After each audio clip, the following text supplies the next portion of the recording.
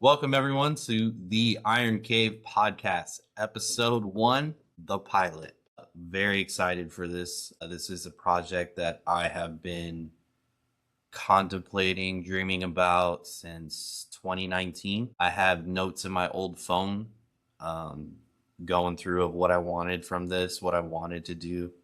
So I don't know what finally triggered in me to finally get this going, but I'm happy that we're finally here recording and actually making content and actually doing what I said I was going to do. I appreciate everyone for their help in this. I appreciate my boy George actually caring and reaching out consistently, asking me, what am I going to do with this? And why haven't I started it? You know, one day I was like, you know what, you're right. I need to start this. You know, I keep talking about it and not doing it. And I think that's a problem. Got to it, started it, got everything going, and here we are. So that's basically the history and the reasoning why and the drive of wanting to do it. Basically what we're about, right? The Iron Cave podcast, we're about comics, we're about sports, we're about personal growth. And I think as someone who has grown a lot in these past, I would say 5-6 years, that means a lot to me.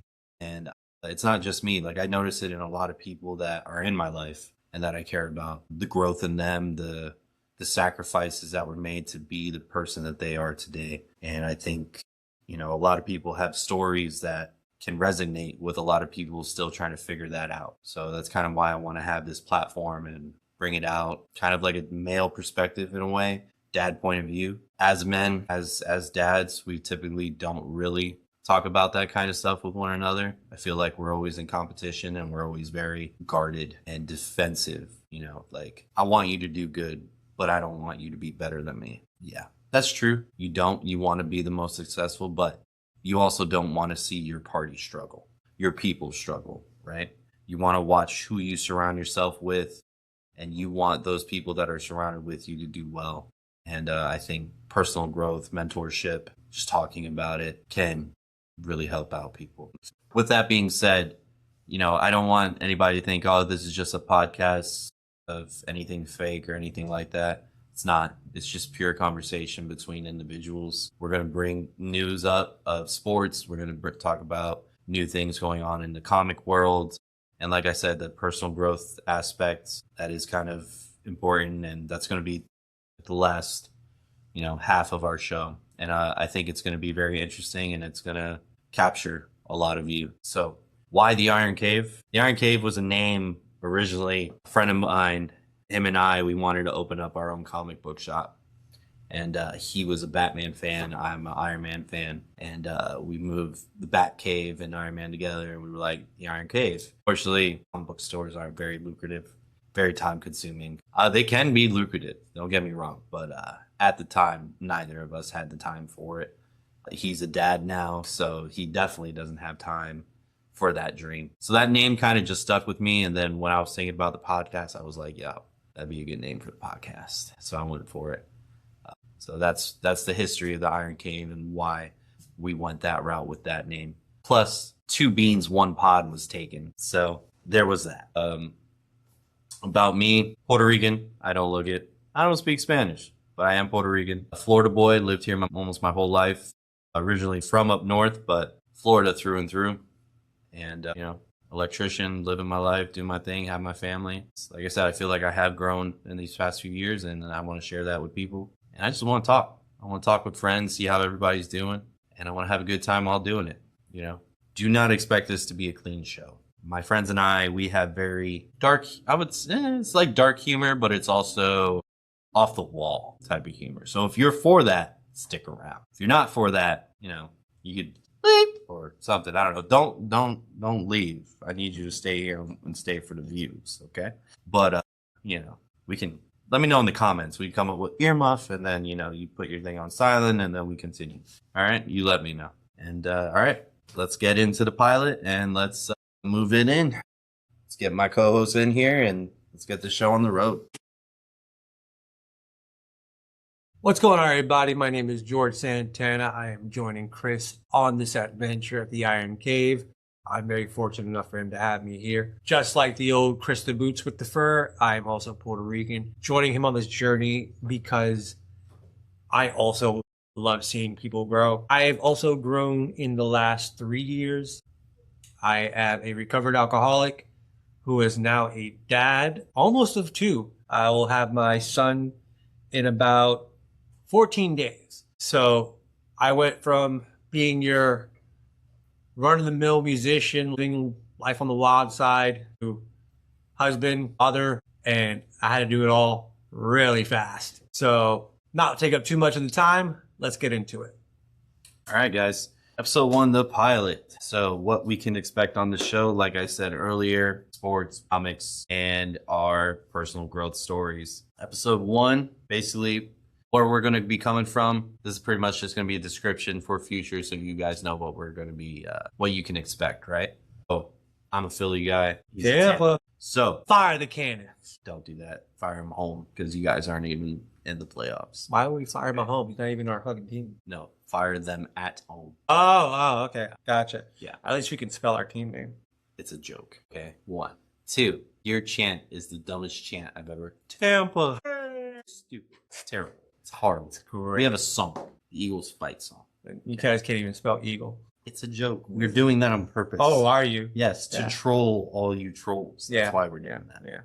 Yeah. Eagles win a fucking Super Bowl, burn the city down. Two Hey, hold on. I'm not done. Super Bowls, baby. I'm not done. Any Philadelphia team wins. First instinct in an Eagle fan's head, burn the city down. Explain it. You can't explain it. Okay. You're an outsider, dude. You can't. So rhyme and reason and logic is not there. It's not to burn the city down. You burn it down. Because we have endured so much. I'm a Bucks fan. What are you talking about? You won in 02, 03? No. What? No. Yes. It's like 03. Would like to welcome our other co-host, our trusty Dusty. We won in 2000 or 2001. Okay. I think it was 02 or 03. Bet? Hold on.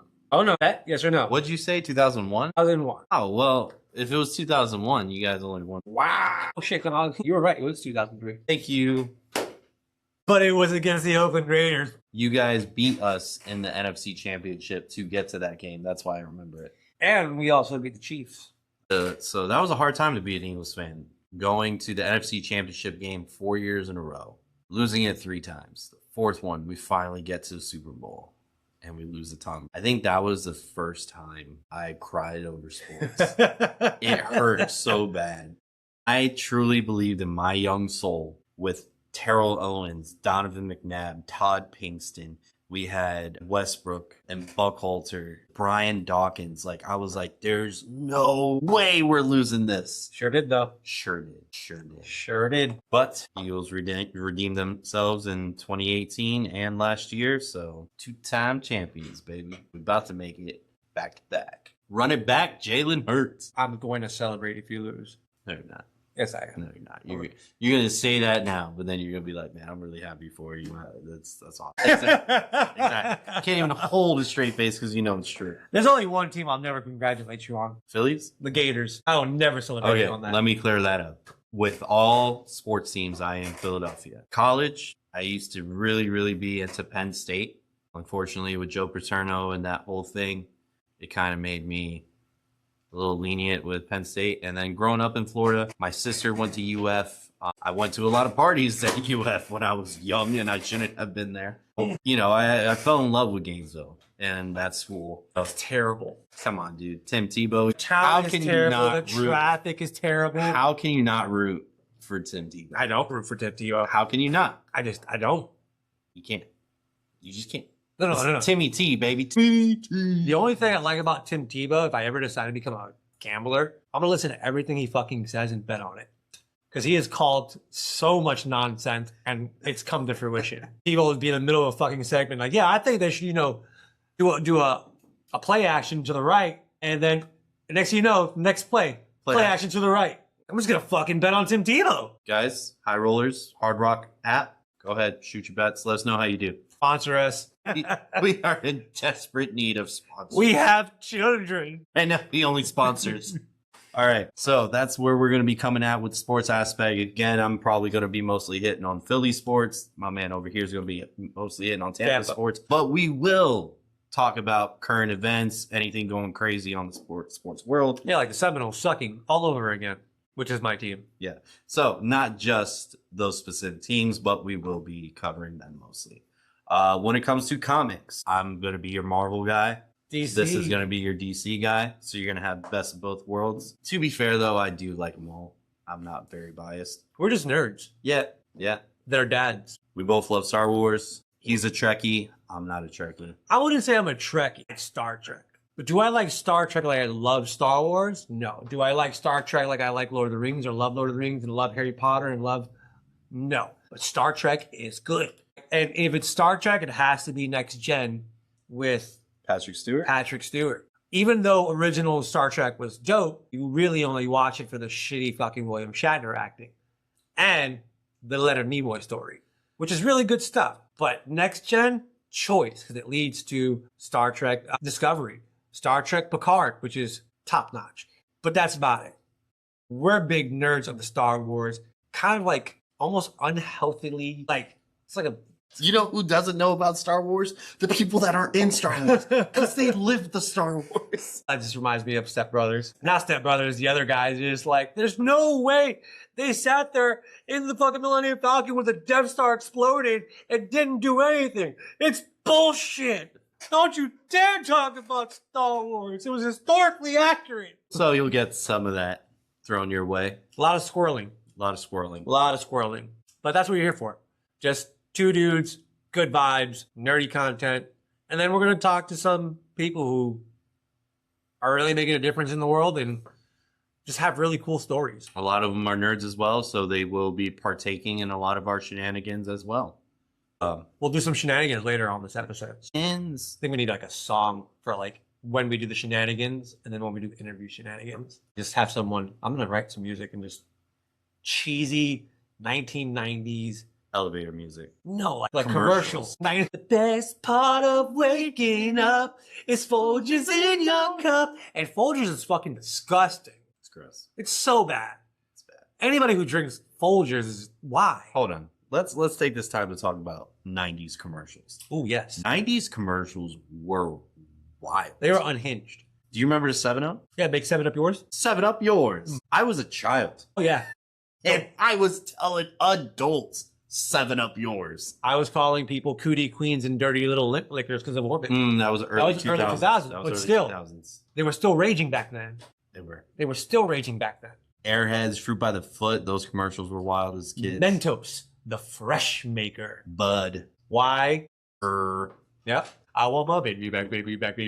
Ribs. Yeah. It was all fucking, the 90s were weird, like with commercials. I think the Baby Back Rib commercial went downhill after they put NSYNC.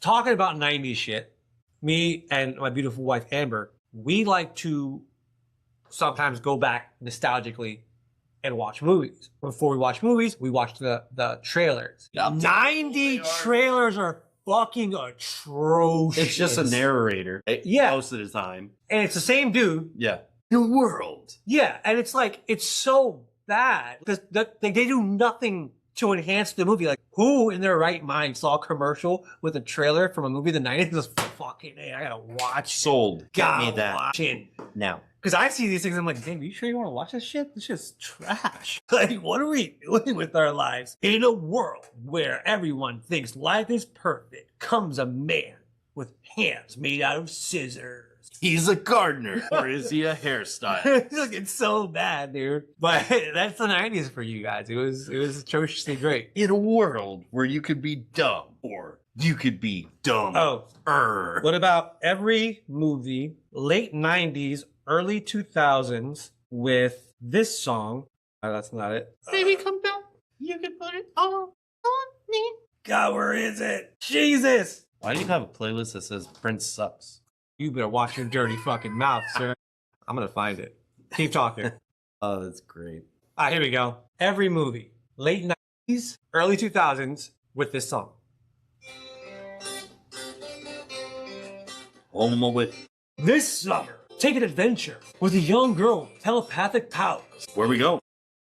I would like to reach out. It was like this one.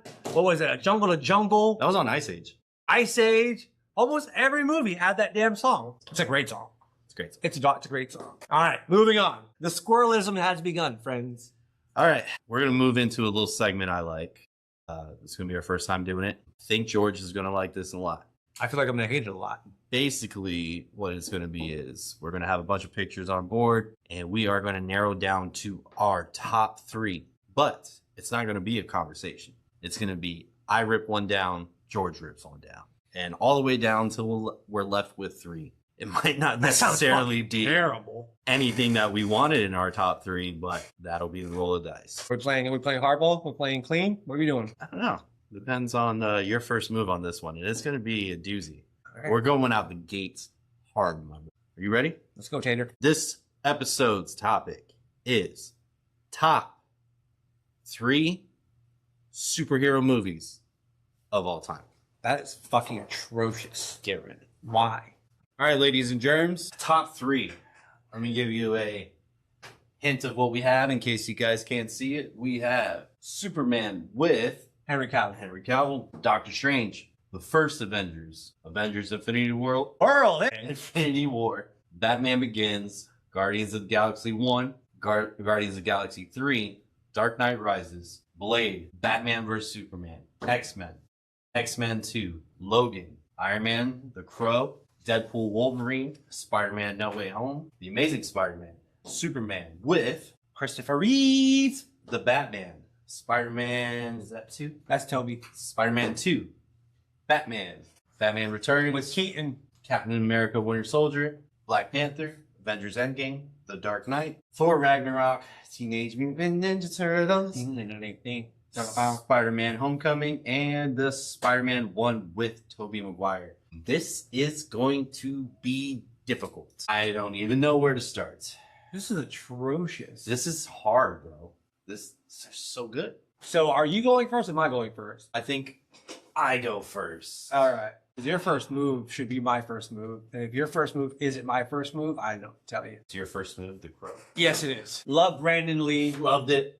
You know, unfortunately, for a fun fact, Brandon Lee actually passed away during the filming of that movie on a scene where he was on the table and he was being shot at. Accidentally, there was a live round in one of the guns. Rumor has it the triads were actually out to kill him due to his father, Bruce Lee, but not proven. Not rude. All right. You are next, my friend. And now I'm cooked. I'm taking Batman out. I fucking hate Christian Bale. I do. Okay, here's where we can discuss this, okay? Nailed it. Christian Bale's villains Great. were top tier Great. in those movies. I think this was a terrible Ra's al Ghul. Or is it Ra's al Ghul? Really? I just feel like his script was tough. I think I like the casting. He was too much ninja, not enough mystical. Okay. I see where you're coming from. Okay? Crow? Yeah. Loved it. No quarrels. My biggest thing was he did not call Christian Bale detective once. Understood. I'll take that. You know? So, but that, Yeah. I'm out. All right. My go. In the top 3. Yeah, you're cooking hard. That's a bold choice, Tater. Right.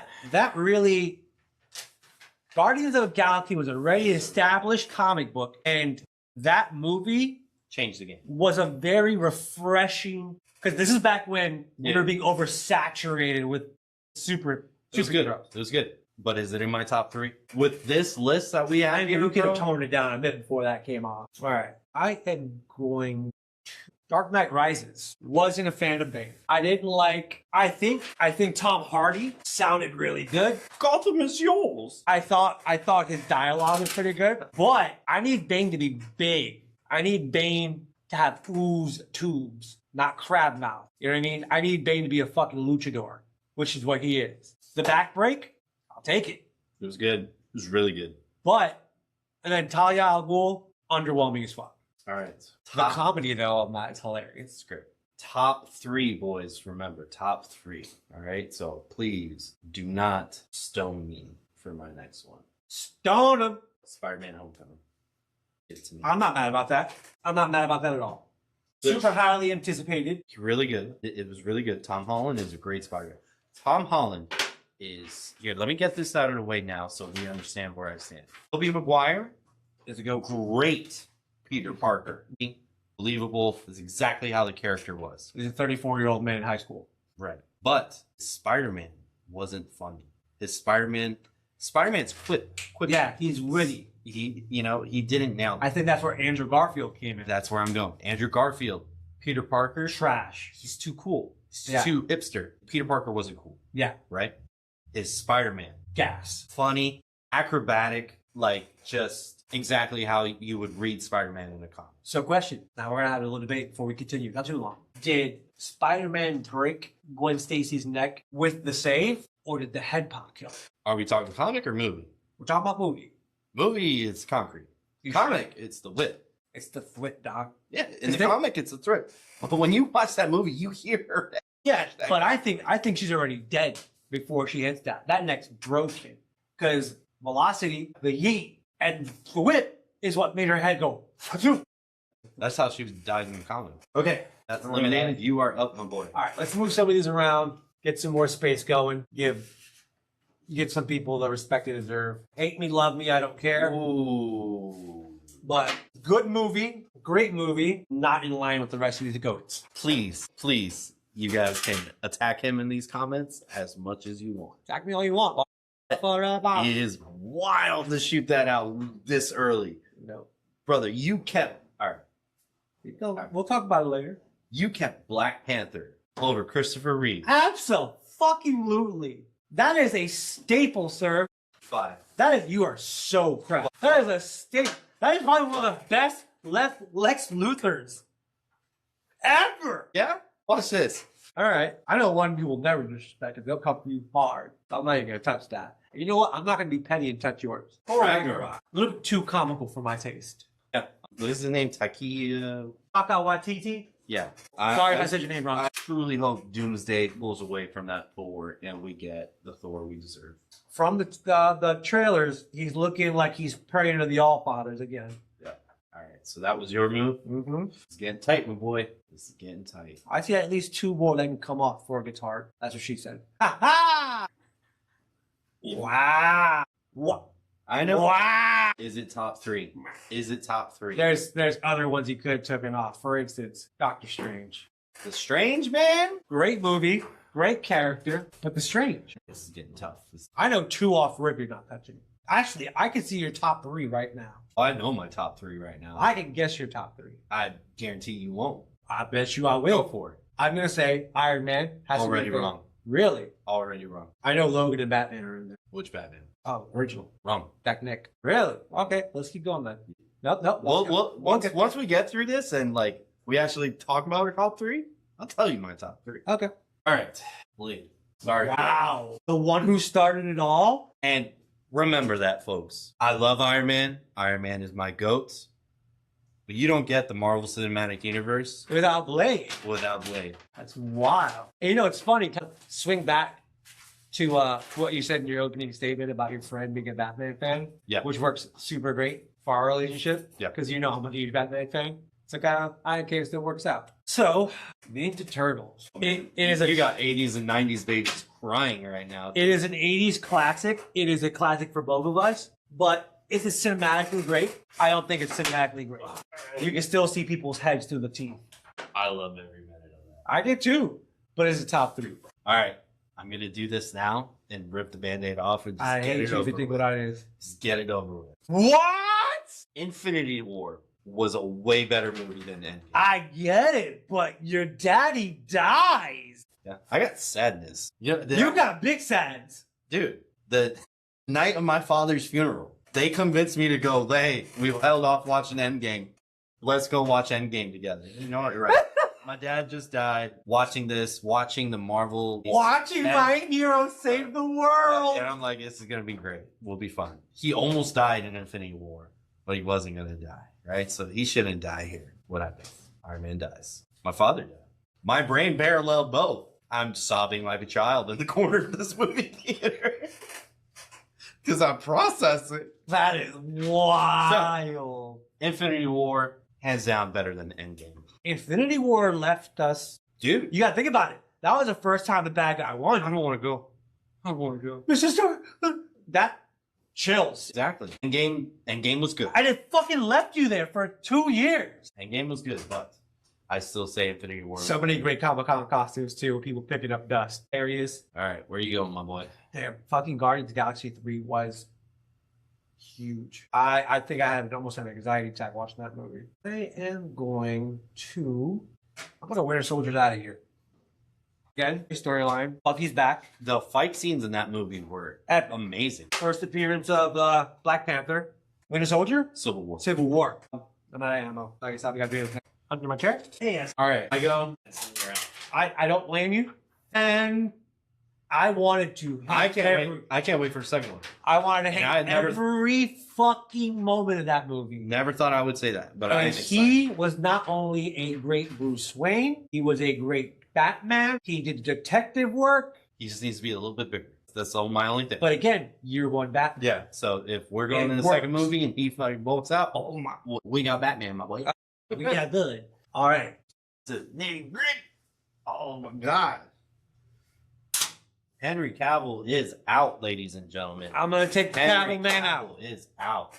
It was a great movie. I did love the dark Superman vision, but there's just a lot more good stuff up there. This man is gorgeous. So. He's got a great job. Dude. All right. Put him back on The Witcher. My man shot out. Sorry, Toby. Or not Toby. That's not Toby. Sorry, I said sorry. Sorry, Henry. There's just too much competition on the board. Like I said, great Spider-Man. Terrible. Terrible Peter Parker. Too cool. You can't be too. Cool versus cool. Ah, this is getting raunchy. Spider-Man 2. Spider first Spider. Wow. That's insane. You did not. He did. In fact, friends, he did. Look at what he just selected. He selected the first of the Avengers. Tony Stark was able to build this in a cave with a box of scraps. Now, love it. Love my character. Love Robert Downey Jr. as Tony Stark. It is perfect top tier casting. Is it top 3? I agree. And no, I'm not taking this off. I'm moving it so we can get better visuals. All right. This is rough. I don't even want to play this anymore. What are we down to? We are down to the last 6, 7, 8, 9, 12. 6, 7, 8, 9, 10. Yeah, no, fucking egg.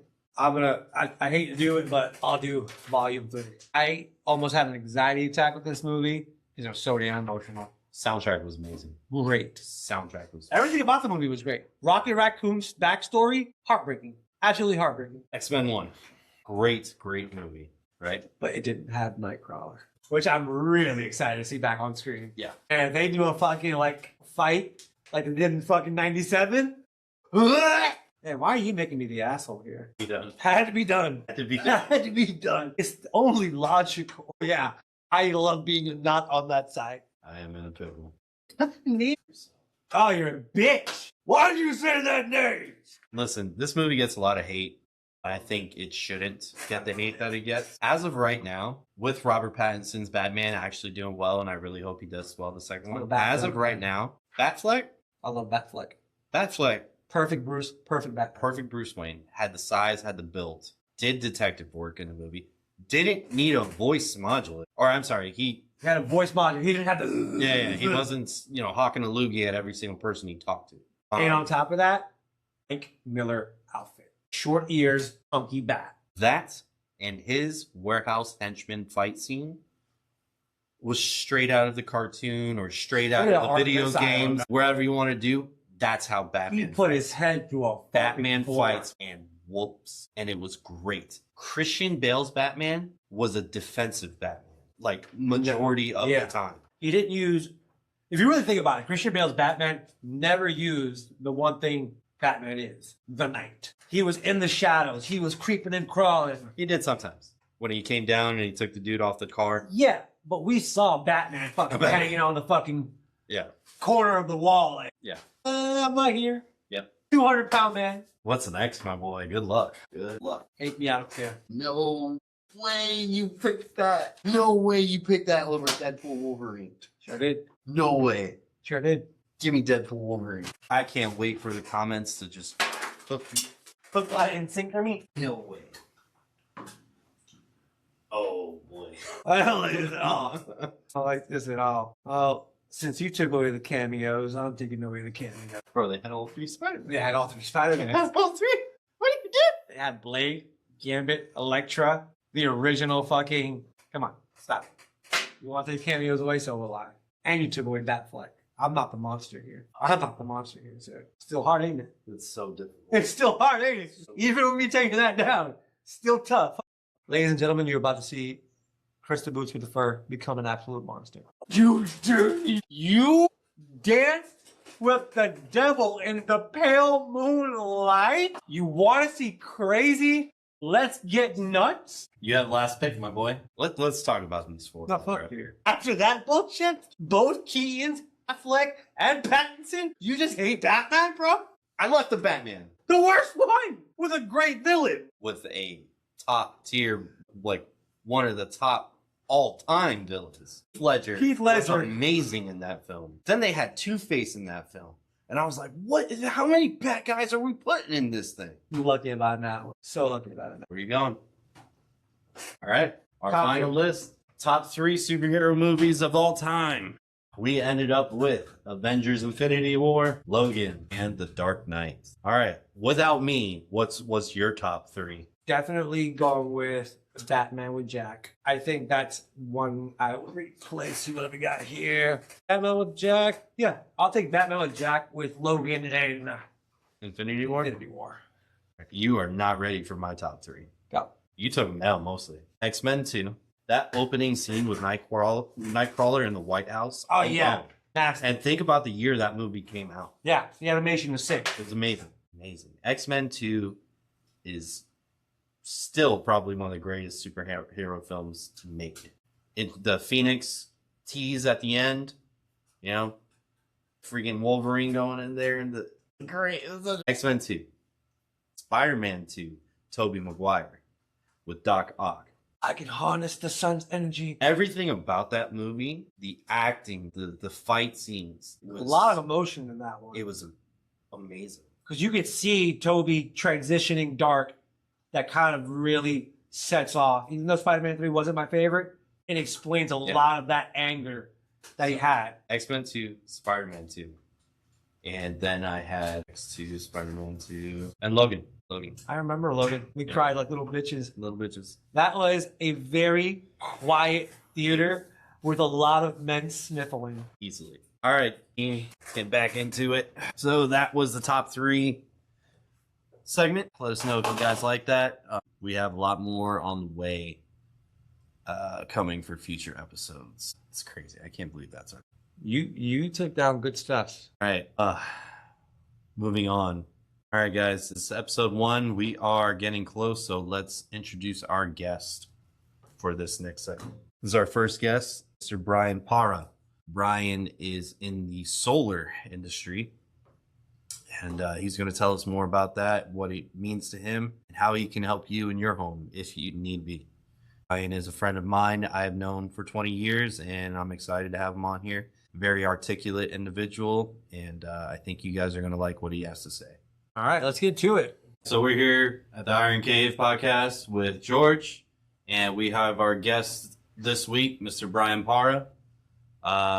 Brian, I've known for 20 years, you said? Yes, sir. 20 years, and this is actually the first time Brian and I are meeting, because all we did was play Xbox together for 2 decades. Call of Duty, Halo, Battlefield. The works. So just for the audience and everybody, just let them know who you are, what do you do, and what's your everyday look like? So I'm from Miami, Florida. Grew up studying the arts. Got my degree at FIU studying international relations. Was in hospitality for 10 years. Now I live in Orlando. Been in the solar space for about 7 years now. Currently working for a startup company, providing service for all the homeowners out there who've been abandoned by solar companies that are no longer in business. Okay, that is very cool. Yeah. So, elaborate more on that. Like, so what do you mean abandoned by solar companies? Are you replacing solar panels? Or are you giving them a better service? What is that really meaning? I would say that encompasses just about everything, right? Okay. Reality is there's not a lot of regulation in the space. Like if you wanted to sell real estate, you got to get a state license, Right. right? You need a license to install solar, but you don't really need a license to sell it. Right. So, half the people who are knocking on your door are really just following a script. They could have been selling a mattress a week ago. Yeah. Yeah. They sold people off of promises instead of educating them. And then to top it off, those companies that installed the systems, they maybe did it incorrectly, or literally said, you know what, I give up. And they just leave it on the roof, Right. Not working. And then the bank comes back and starts charging those customers money for a system that's not working. Now they're paying a double bill. Now they're back. Yeah. So, last year alone, maybe over 100 solar companies filed bankruptcy. So there are hundreds of thousands of people out there who are suffering. They really don't know what's on the roof. They don't know how it works. They don't know none of that stuff. So we thought, this huge void in the space. Everyone's just focused on new installs, but no one's really focusing on service. Right. And that really resonates with me because I came from hospitality for 10 years and I'm all about customer relations and Right. service. And I stepped out of sales. I was in there for 5 years to get into operations because I wanted to learn that part of the business so that I can help more people. Nice. Yeah. So basically, you guys dove into a service department versus just. Are you still installing, or is it strictly just service? Well, we do still install. Still installing. But our core Okay. business is working with the manufacturers, with the banks, and then we do deal with customers directly. But there's not a lot of service companies that are willing to touch work that they didn't initially install. And you guys fill that void. We're filling that void. Now, with that, you said people get abandoned, they don't know what they have, stuff like that. I'm assuming are you doing door to door? Because if you're doing door to door, you're probably getting some crazy customers who don't want to talk to you. Because Oh, they're like, yeah. I've been burnt. Like, if I got burnt, I'd open that door yelling. So Yeah. what are you dealing with on a daily basis? We're not doing door to door. Okay. We're not doing door to door. We have yet to even begin running Facebook ads or Okay. anything like that. It's been a lot of B2B. Mm-hmm. So the manufacturers for the panels, for the inverters, the banks that gave out these loans to customers, they need a company to go out there and provide service for customers that were their initial installers no longer in business. Right. So it's kind of ingenious because we inverted the lead acquisition costs. Instead of Right. paying for leads, we're being paid by the banks to go out and save these customers. We become the heroes. Yeah. And then they spread our name through word of mouth and we start building up our referral business. So Nice. we're just trying to, fix, it's kind of like a slogan, we're fixing solar one panel at a time. But the biggest challenge is re-educating these homeowners and helping them understand what exactly they signed up for. Okay. Yeah. So what, you say you went to college and you got a degree in communications? Actually, international relations and political science. So what moment in your life kind of brought you to where you are? Because if you had international communications into hospitality, Yeah. now into this field where your hospitality does come into play, What was the turning point? what was that turning point? Yeah. So I really was confused about what I wanted to do, and I was being told that with the way things are going, what you learn your freshman year could be obsolete by your senior year. That's scary. Yeah. So I thought, you know what? History, big fan of history, Mhm. international relations. I thought that was quite interesting because I want to understand the difference between, cultures and countries throughout history and time would make me a more well-rounded individual. And I figured that information and that knowledge would never really go obsolete. Right. I'd be able to utilize that as I move into the future. And then, trying to figure all that out, I was in hospitality. I promised myself that, when I finally finished college, that I would choose a different career path or find something that actually didn't feel like work. Yeah. So I thought long and hard. I've always been a huge fan of, science, technology, innovation, sustainability. And I thought, solar sounds kind of cool. If I can help folks save money, offset carbon emissions, and also make money, well, then that's a win-win-win for everybody. So winner chicken dinner, right? yeah, exactly. So I dove into that, and I really fell in love with it. I would say that it became my ikigai. Do you guys know that term? No. No? What? It's a Japanese term. Reason for Oh, that's why I didn't understand. I'm not Japanese. no, but you like anime. I love anime. But yeah, so it's funny because like there's a huge divide between Eastern and Western society where like you guys have heard of blue zones, places that people easily live past 100 years old. I have not heard that term. No. Yeah, they're all over the world, right? A lot of them are in Asia, but in like Japan, the word retirement doesn't exist because they teach you from a young age to find something that you love so much that you're passionate about. It just keeps you going, right? So that term is called ikigai. It represents what you love, what you're good at, what the world needs, and what you can get paid for. So for me, I don't know what a Monday is or a Friday is. Every single day, I wake up and I do what I love. So it doesn't feel like work. That's the best kind. Yeah. I totally can relate to that. I was in school for radiology, and I was in there, and I was doing my thing. And one day in class, I just sat there. I was like, if I'm bored learning about this, how am I going to be in the field? Doing this every day, day in and day out. Is this really for me? And I dropped out. And trust me, that was tough because I had no scholarships or anything. I was paying out of pocket for everything back then.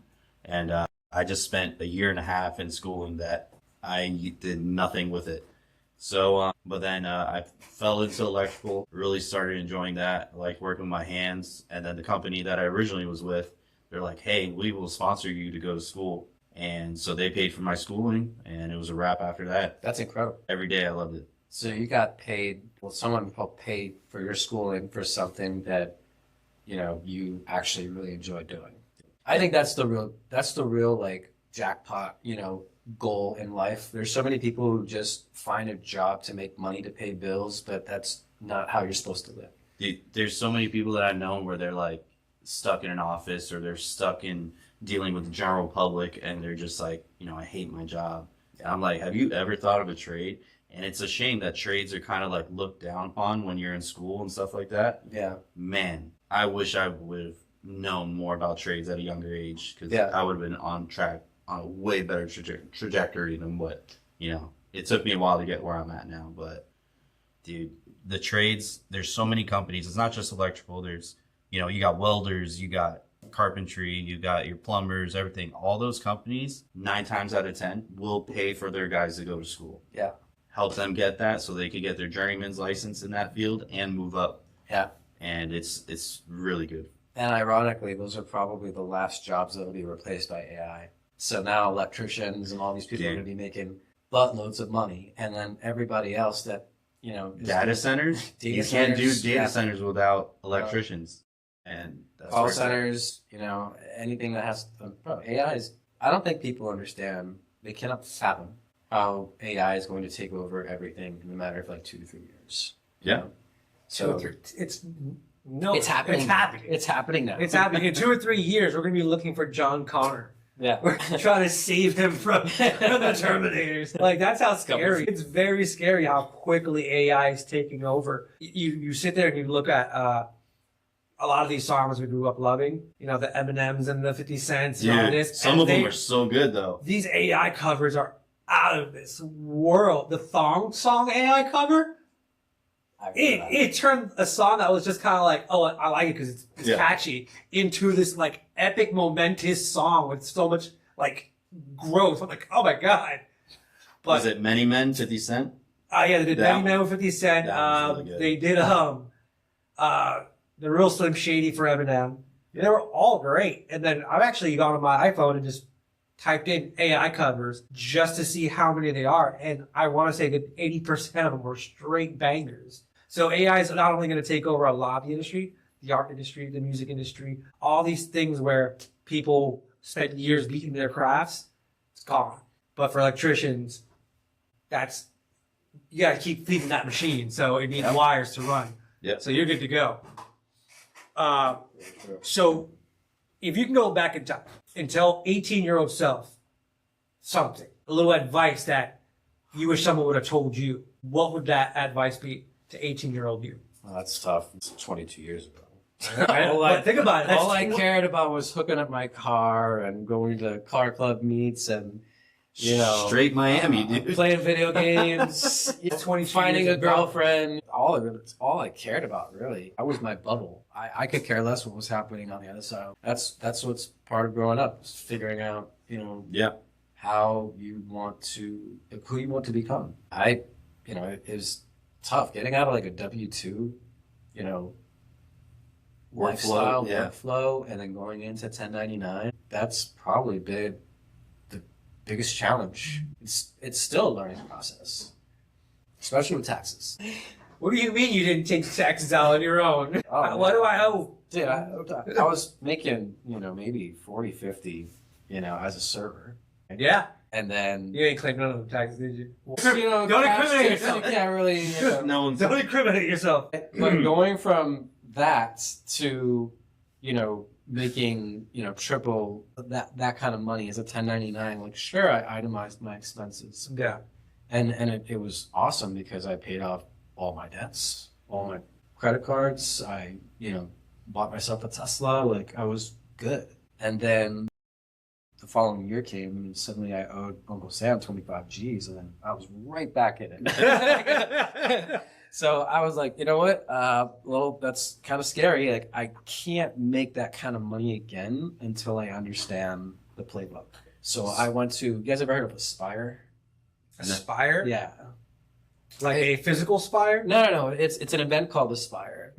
They bring on a lot of Mr. Wonderful and, people who have, made a lot of money. And like a mentorship? I wouldn't say mentorship, just entrepreneurial, folks out there that figured out, how to move their money and all these, little tricks that the wealthy use, tax-free savings accounts, Roth IRAs, HSAs, Coverdale's, Golden Roths, like IRAs. all that kind of stuff. So it's how you build wealth is by moving it. Yeah. They teach you that, if you made $100,000, but you spent that 100 to make the 100 so that you don't have to pay Uncle Sam any taxes at the end of the year, well, every year you're starting from zero again. How do you build wealth that way? So I literally spent money to learn all that. And then now I'm like, really trying to work my way up to making that kind of income again. Because now I know what to do with the money.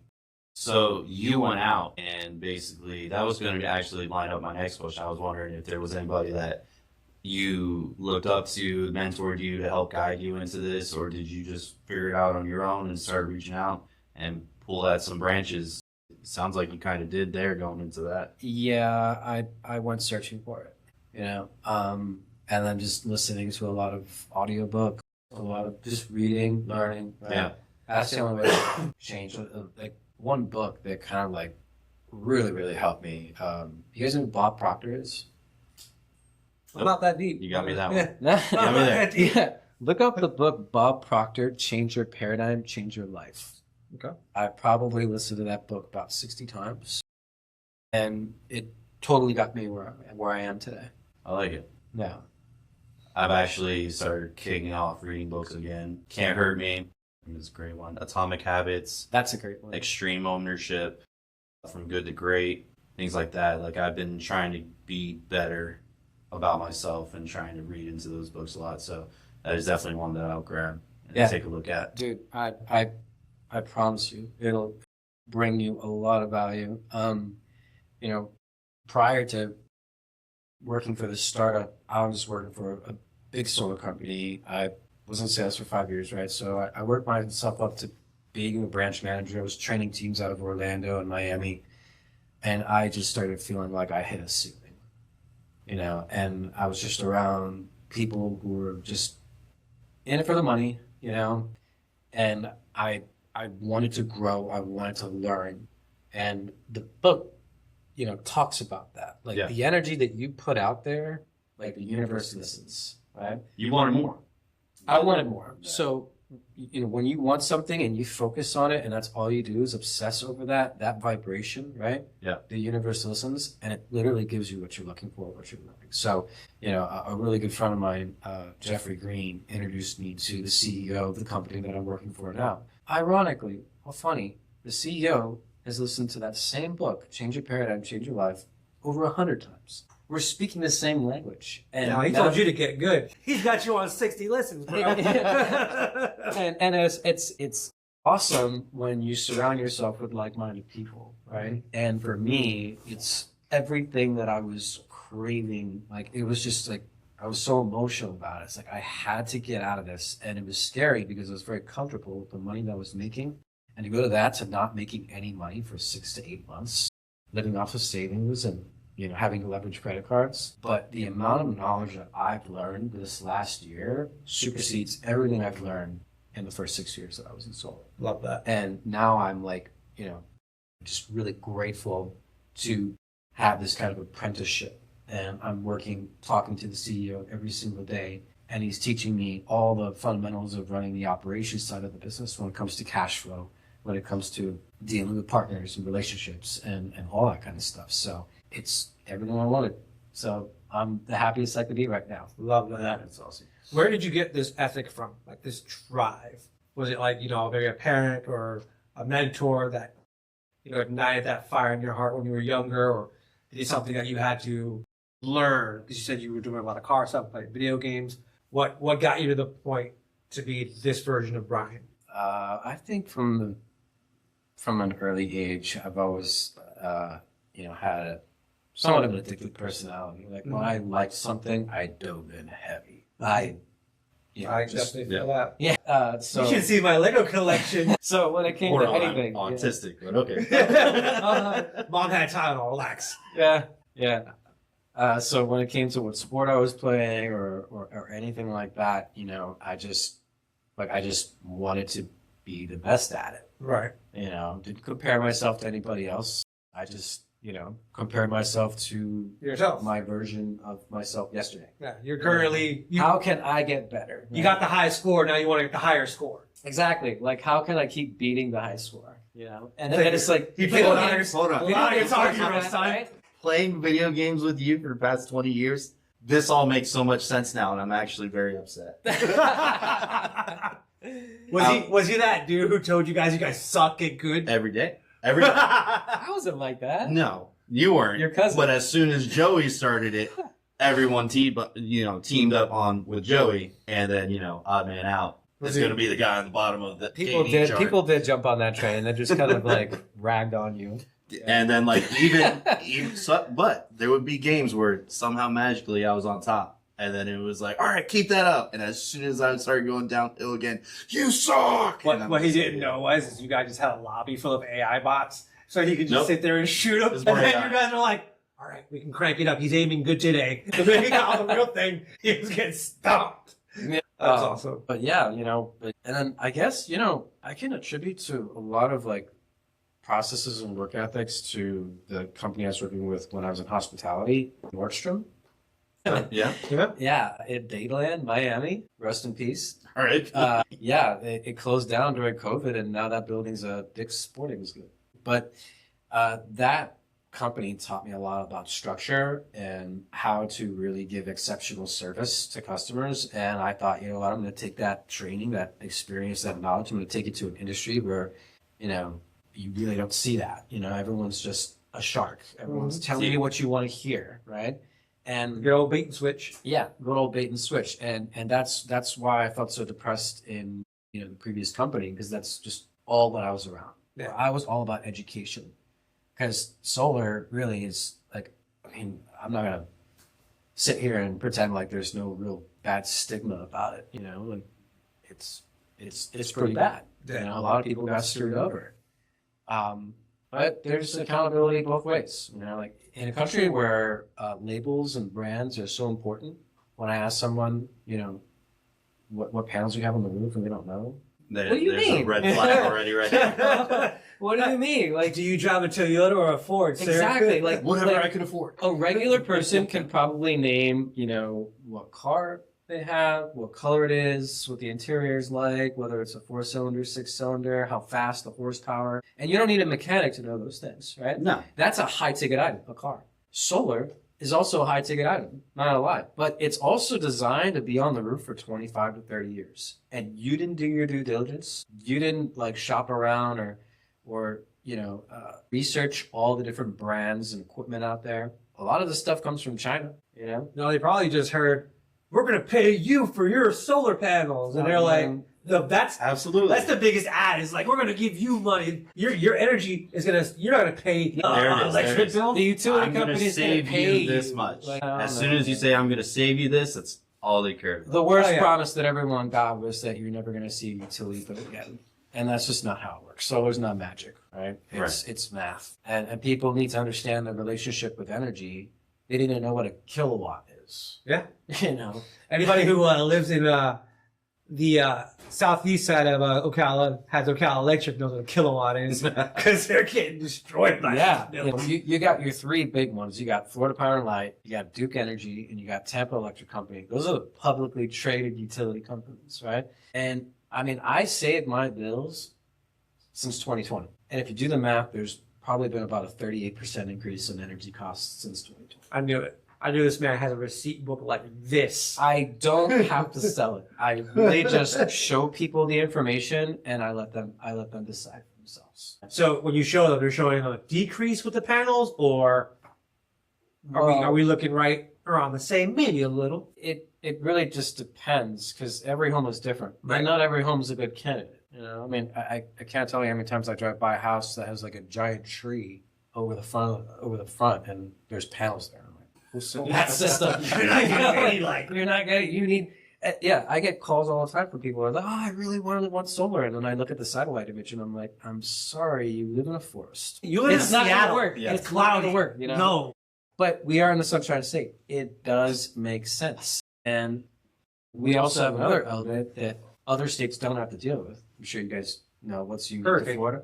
Absolutely, right? So, if you want to live in Florida for the long term, I mean, energy independence sounds pretty nice, right? Because the grid, do you guys have any idea how old the grid is? No. The infrastructure that, gives us all this power? In Florida? No, we're spoiled children who don't go that. We don't dig that deep. Please elect. It was built shortly after World War II. They were fun. And a lot of the increases are not just because of fuel costs, but the cost of having to fortify, the utility companies call it grid hardening, right? They have to literally rebuild the grid. Systematically, right? All those wooden, rotten electrical poles, they have to replace them with concrete, with metal. On top of that, Florida has the highest growth rate, right? So you have all these people moving to the state. Where's all this extra power coming from, guys? What about AI data centers? One AI data center can consume as much as 100,000 homes. Yep. So do you want to wait for? It's hard to fathom, right? Because I mean, in FBNL's defense, they've done a pretty good job of keeping the lights on, but it's hard for anyone here because we're all spoiled to think that it could be like Puerto Rico, where it's like brownouts on the daily. Puerto Rico's grid. Was horrible. It still is. It is, yeah. It's one main building, and it's in the mountains to go everywhere. Yeah. And that island is 55 miles wide, 110 miles long? Yeah. Something like that. I can get you the stats. Crazy amount of people living there. Hurricane Maria decimated the group down there. I went there after Maria to go see some family. We had a funeral or whatever. And the amount of damage that was still there, the amount of rigged systems that I saw. They just got electrical tape on. Brother, we were at a restaurant in downtown. I can't remember what city we were in, but I saw a SO cord. Basically, so SO cord is kind of like a temporary little thing going from the second story of this building, racing alongside the whole side of the building, coming down, and then tapping into a power source. And I'm just like, what's going on there? And my cousin's like, yeah, that's how they're getting power to that building. He's like, nobody really checks it. Chris is like, I'm in danger.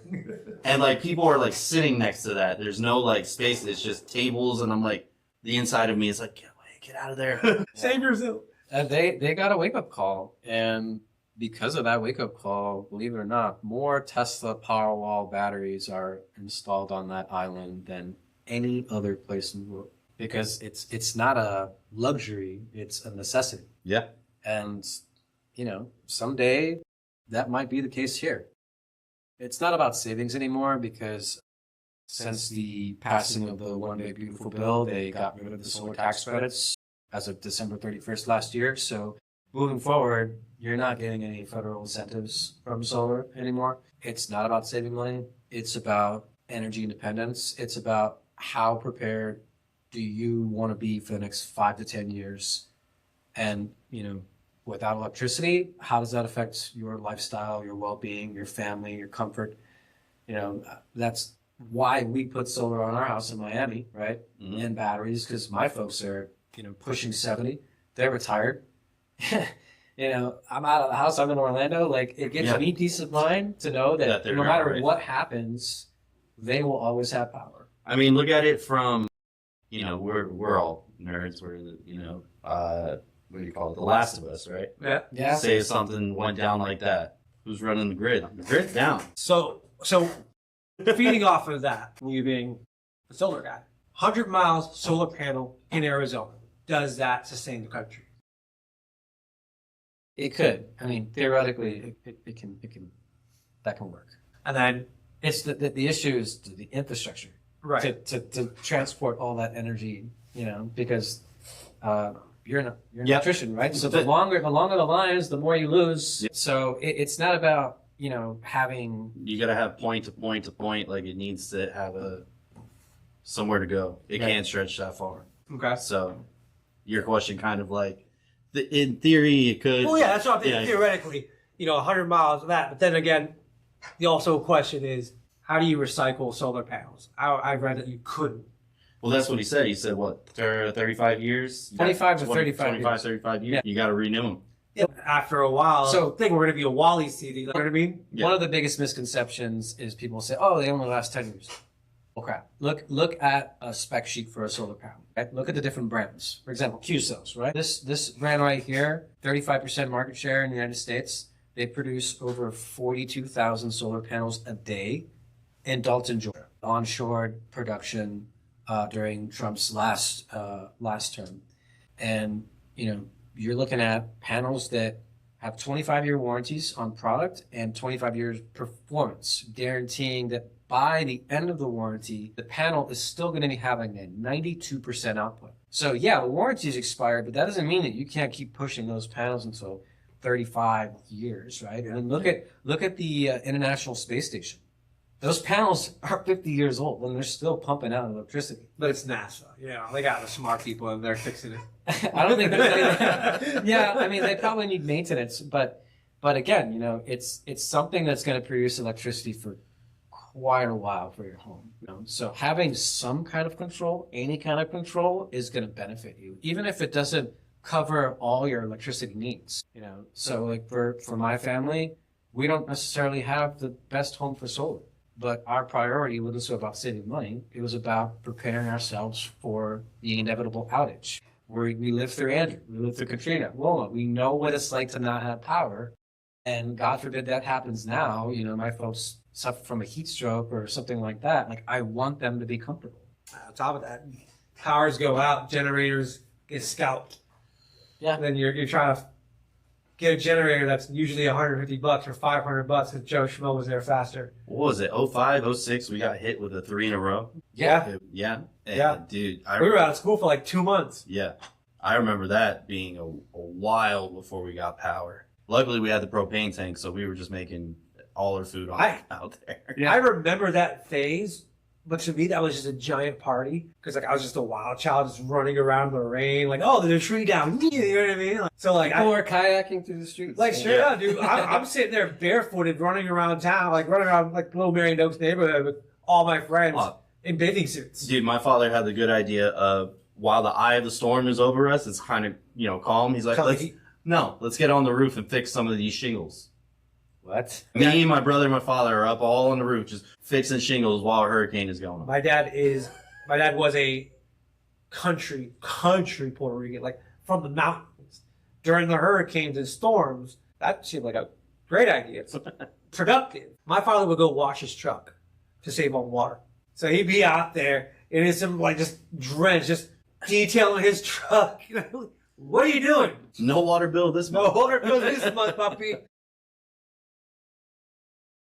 So going back to kind of what you said there, where the previous company really taught you about customer service, right? Yeah, Nordstrom. And I feel like that is a missed niche for a lot of places. Like people are always like, my product's the best. It doesn't have to be the best. If you have good customer service and good relations, you can build off of that. Publix is an example of that. Publix has the same thing that any other grocery store has. And a little bit more expensive. But their markup prices are marked up. You know why?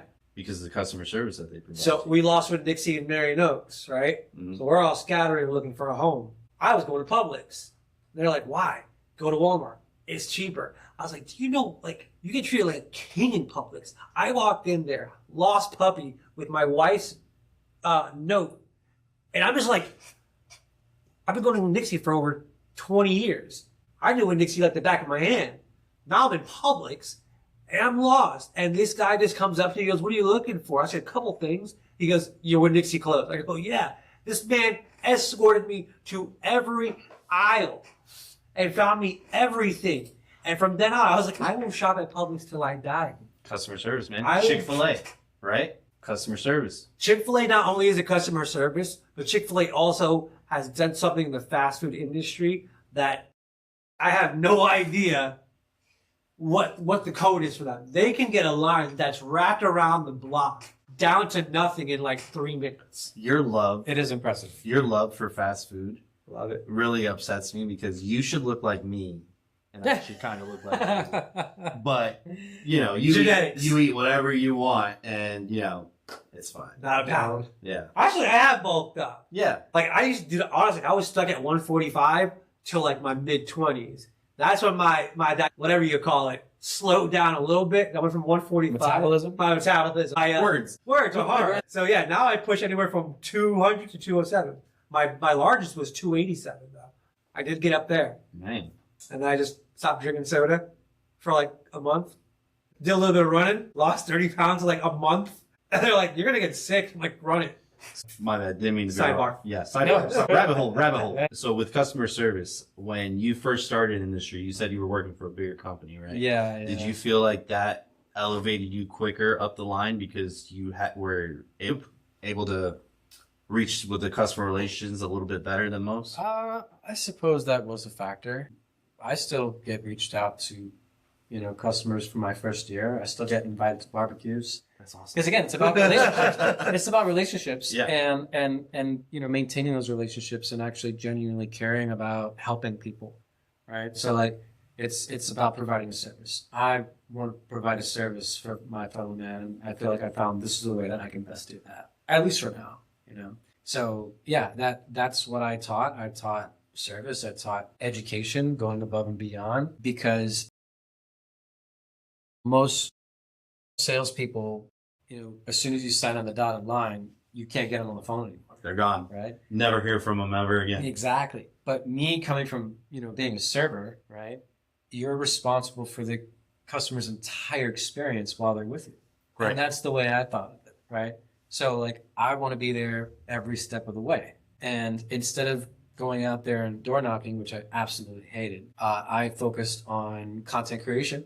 And that's, where I kind of did a lot of Instagram, a lot of testimonials, a lot of before afters, a lot of educational videos. I wanted to use that as a platform to launch my brand, Solar brand. I like it. All right. Here's a real question. Okay. We touched on this a little bit earlier. Oh, yeah. Main corporate pizza chains. Who you going?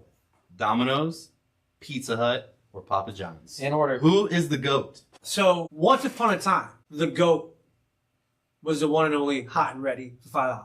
Little Cesare's. Mm-hmm. Little Cesare's. was They pizza. fell off. The hot and ready is now $10. No. And on top of that, it's not even as good as the original hot and ready. Little Cesare's died when it left Kmart. Yes.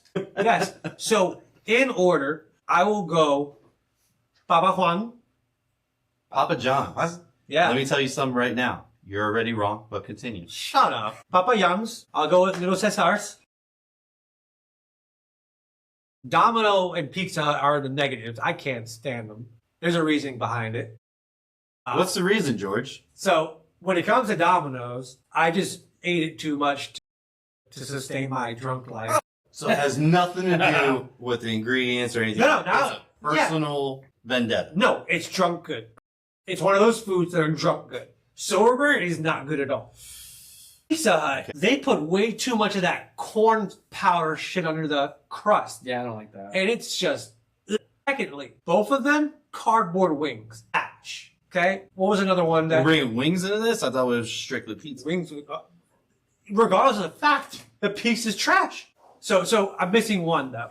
It's Papa John's. Papa John's, Domino's, Pizza Hut. Hey, you Little brought Caesars. in Little Cesares. You brought in the works. So if it's got to be those four, I'll put Papa John's as number one, Little Caesars as number two, and then I don't even want to acknowledge the other two. Papa John's is your number one? Is that what you just said? For what we would call trash pizza, yes, because it's everyone has a pizza joint that's like the good stuff, like your paisanos, your New York pizzas, your what did we just have?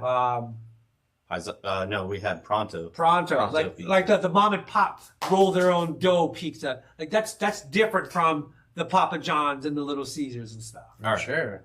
I've never wanted to tell you to go sit outside and think about what you said more than I have right now in this moment. Oh, please go. What? Oh, wise one.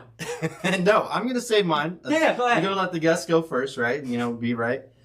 Lucky. But I just want you to know you're 1,000% wrong, and I'm not gonna tell you to, but You need me, babe. you need to think. About it. You need to think. About No. Go ahead, Brian. it. Master Brian. I guess you can throw in more than 3 because someone can't follow simple directions. Honestly, I can't say that. They're all like almost the same. They're all garbage. They're all garbage. Well, 100%. But you told me to choose Yeah, I mean, between the trash trucks. I would say Yeah. Pizza Hut is definitely the last place for me. Good. And like, Papa John's and Domino's, I guess they're tied for second, but I can't say that there's the best one. Like, because I was in hospitality for so long, I learned how to cook for myself. So I don't eat fast food.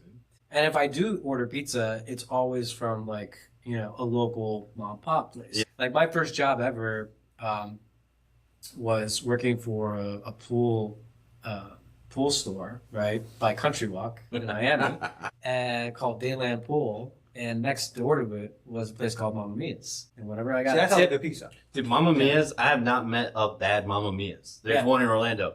Delicious. yeah. So that if I want pizza, I'll order from one of those. So before who's I your number order- one spot?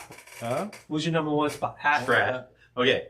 Now Hold on. that you made it that you're, Yeah, like I mean, better than us, Now let's figure out the trash pandas picks. Yeah. So I guess I'll say Papa John's, Domino's, Pizza Hut in that order. So basically, both two- y'all's list is the same, So yeah. So essentially. what's up? Listen, Are you the No. opposite? Yeah. Come on. Are you a Pizza Hut guy? listen. I'm gonna hold on. Let me look directly into the camera for this one. No one, and I repeat, no one out pizzas the Hut. All right. Wow. No one out pizzas the Hut. For stuffed crust pizza, it's where it began. You're like that kid who won't let nostalgia die. Dude, there's no. They had all the cool commercials back in the day, and they were like, he's like, I have to stick with it. It's so for you. Have you ever had a pizzone? A pizzone? Yes, it's trash. It's amazing. No, It's a commercial calzone. see, this is how I know it's all nostalgia for you. It's not. Watch. Back in the day, the Phillies were shit. You're still a Philly fan. The Hut is shit, and you still like Pizza Hut. You're gonna tell me the Pizza Hut buffet was not where to be? The salad bar. I mean, to your point, You don't even eat vegetables. Exactly. nostalgia. That is It's nostalgia, nostalgia. right? The 'Cause going to salad the bar. Pizza Hut and The salad bar the and red all that, cup. right? Yeah. The really like Italian attire inside the feng shui, if I may. Oh. And I guess the Papa John's owner is a better remembrance. Shaq owns Papa John's. Watch your Now. mouth. Don't matter. Watch your mouth. Now. Big Shaq Diesel. Who owns Domino's? Oh, I have no idea. No one does. No one does. I think it's a shell company. It's like those macaroon shops in the mall where you're like, that's a drug fraud. No, 100%. Nobody eats macaroons. Stranger Things nailed it when they did that. Or the Russians were hiding in the mall. Yeah, like Yeah. full Every orders of macaroons. Domino's is hiding something. So you got outvoted 2-1. I guess you're just wrong. Yeah. So let's try and I guess wrap things up here with Brian. Brian, this has been great. Really, really good information. Happy to be on. Happy to support the podcast and Appreciate you coming. Thank you, man. It's something that I really hope goes well, and I'd like to have you on more. For like full segments, that'd be a lot of fun for sure. Yeah, just to talk it up. You know what I mean? It doesn't always have to be about solar. Right. Speaking of solar, go ahead and take a little second. Shout out your company. Plug something. whatever. Okay. Yeah. So Rebel Home Service, right? We really are, just here to help. Look us up, 5-star reviews, name drops. I'm involved in every aspect of the operation. I manage the service crews. I deal with the partners. I deal with the customers directly. That was my next question. I was Yeah. like, are you like strictly office, or are you in the field? I But it tilt- sounds like you're both. It sounds like. I tilt my hat all over the place. I'll go out and troubleshoot systems, commission systems, get them back online, talk to the homeowners, whatever I have to do. Dealing with plant sets, dealing with the utility companies, dealing with the building departments. Like, I'm just learning about absolutely everything. So it's awesome because it gives me that confidence. So when I'm talking about it, like, I know every step of the way, and I'm going to be there every step of the way for people who are looking for new solar. But the reality is that, there's just so many people out there that still need help. So when it comes to new installs, for us, the experience is more like a boutique. All right, it's going to feel personal. It's going to feel like, hey, we're here. We're going to make sure that this feels like a 5-star. I always go back to hospitality. You guys ever eat at a Michelin star restaurant? Oh yeah. Right? No. How do you feel? My eyes have been opened recently to a higher level of living. You know who got me on that tip? Mr. Brea, Caesar Brea. Oh yeah. Yeah, man. Chef? Chef Brea, bro. Yeah. I used to be a picky eater, and so he was like, eat this. It's not going to kill you. Someone thought long and hard to put this on the menu. You know what? Sure, That's man. a really good point. I'll So try. now I eat everything. And, when you go to a Michelin star, right? My man over here, like what I said earlier, I didn't mean to cut you off. Oh, you're good. He literally will not eat a vegetable. This is a grown person. I like egg rolls. Don't tell me what the fuck's an egg roll. Again, he should be what I look like, and he's not. Wow. It happens. Yeah.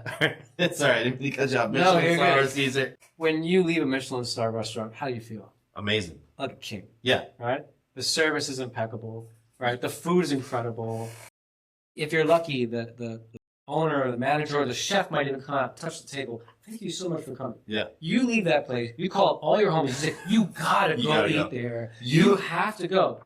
That's the feeling that I want people to have when they're done working with us. You immediately feel like you're better than everyone else. Oh my God.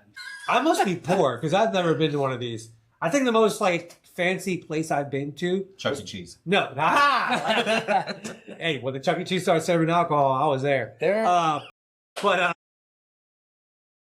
the most fanciest place I've actually been to was recently Mesa del Norte, right there on 40. Okay. Yeah. That place is delicious. It's good. It's good. Great. So download the Michelin app, Mm-hmm. right? And there's a number of Michelin star restaurants in the Central Florida area, and just pick one. We will. It's worth every penny. We'll Don't talk worry. to the generals. Yeah, And don't have worry. the generals take us out Yeah. because they know what they're talking about. Yeah, Yeah. let them pick. They'll look at the menu. go Generals for it. is code for sugar mamas. Yeah. So do you have an app where Well, people can follow you? yeah. Yes. that was my next question. So I work. I'm working with Rebel, but my own personal brand is Solar with Brian. That's my Instagram handle, my YouTube, my Facebook. Check out all. He's my got content. really good reels on his Instagram. Sun chips. Please watch. Sun it. chips. Please. Yeah, one of my favorite segments is Conversations with the Sun, right? I got 3 episodes of that, and, I had They're a lot of all fun great. making them. Yeah. They're all great. So socials, Instagram. Do you want us to put your email or anything like that in the once the video posts, or are you okay? So that way they can reach out to you if they have any questions, or Yeah, I can text you my email address. So yeah, we'll figure it out. But we will have a way if you are interested in solar, talk to our man Brian for it, and or if you already have solar and you lost a company to check on your solar, he's your guy. We're certified to work on all major brands: SolarEdge, Tesla, Cells, Enphase, all of it. So we're here to help. Awesome. George, you got anything else for Brian? nope. It was a pleasure meeting you, my brother. Absolutely, man. All right, Thank thanks, you so man. much for having me Again, on. I will definitely have you on again. It's Thanks. been fun. Yeah. With that, we are going to wrap episode 1. Everybody, that is the pilot episode. Thank you for tuning in, and we will have more coming up here very shortly. Episode 2. We are going to have a good talk. Actually, Eagles are in the playoffs. Bucks aren't. Some comics coming out this month. There's actually a really good DC one coming out. I don't know if you've heard of it, George. So basically, we'll get into it on episode 2. But I will let you know. You like it? Let me on the cliffhanger. He had me at the end of my seat. But episode 2, we will have Ricardo Zalea. He is a realtor here in Ocala, and we will get some info from him. Did we go to school with that guy? We did go to school. Good.